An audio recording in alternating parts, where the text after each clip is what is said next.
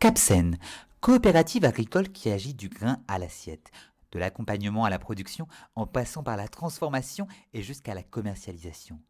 Capsen regroupe 5400 producteurs, 1148 salariés, 180 implantations sur 3 régions, 1 milliard de chiffre d'affaires.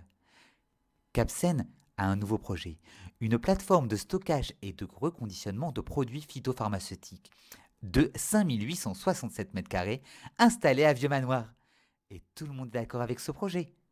Sauf un village irréductible, Vieux-Manoir.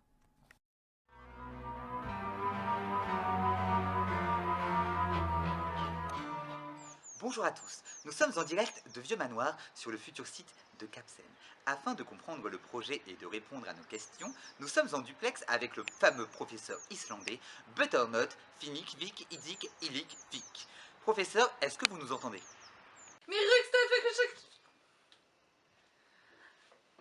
Professeur, pouvez-vous nous expliquer de manière la plus simple possible ce que signifie produit phytosanitaire? Les produits phytosanitaires sont le nom que l'on donne dans le domaine agricole aux pesticides. De l'anglais peste, indésirable et du suffixe cide, tuer, les pesticides sont utilisés pour traiter les plantations en y supprimant toute forme de vie végétale ou animale qui ne correspondrait pas à ce que l'on veut y faire. En France, on utilise 66 000 tonnes de pesticides par an, donc 2 kg par seconde. Une fois pulvérisés, le cycle de l'eau permet à ces produits tueurs de se volatiliser dans les airs, ruisseler dans les cours d'eau, être stockés dans le sol et de se retrouver un peu partout dans notre environnement et dans notre assiette.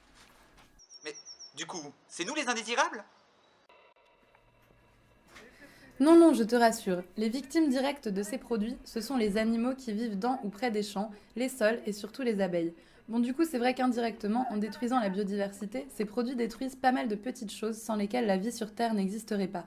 Et puis ce qui est vraiment chouette avec les produits phytosanitaires, c'est que quelle que soit la voie de pénétration dans le corps, ils finissent toujours par se retrouver dans le sang.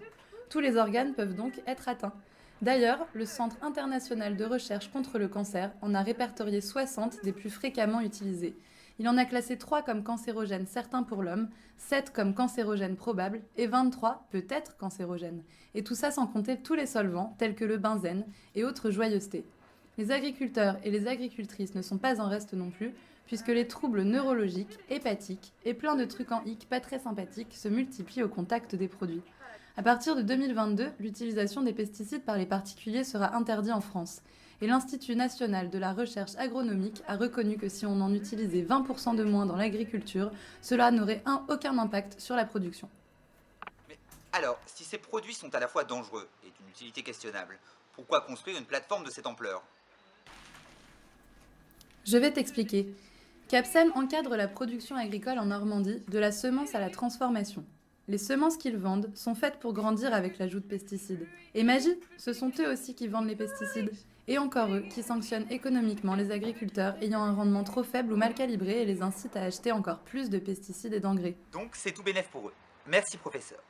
Maintenant, allons voir la fameuse rappeuse MC Vieux-Lagnac qui va nous expliquer pourquoi les habitants de Vieux-Manoir et des villages autour ne sont pas d'accord avec le projet.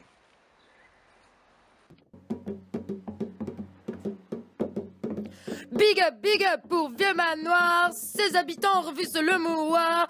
Je vais vous parler d'un vilain projet, très dangereux pour la santé. Capsen veut stocker des pesticides. À côté des écoles, c'est liberticide. Avec tous ces produits phytosanitaires, les gens vont vite développer des petits cancers. Dévalorisation de ta maison, pollution sonore, plus de bronzettes sur le gazon. Le 11 avril, c'est la dernière ligne droite. Faut militer, se bouger, que ça déboîte. Afin de se faire entendre par la préfète, notre santé ne supportera pas la défaite. C'était MCJE, Lagnac et son crew. Oublie pas le rendez-vous le 11 avril à Vieux-Manoir.